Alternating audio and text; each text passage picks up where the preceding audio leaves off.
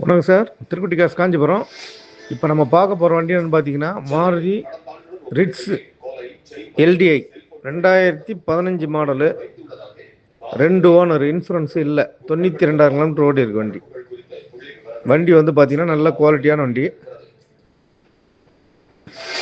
ஆனால் எல்டிஐ தான், விடிஐ கிடையாது.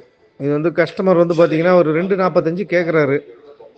ஆனால் அது ஃபிக்ஸட் கிடையாது, கம்மி பண்ணி பேசலாம். இந்த வண்டி வந்து நெம்மலியில் பார்க்கணும்.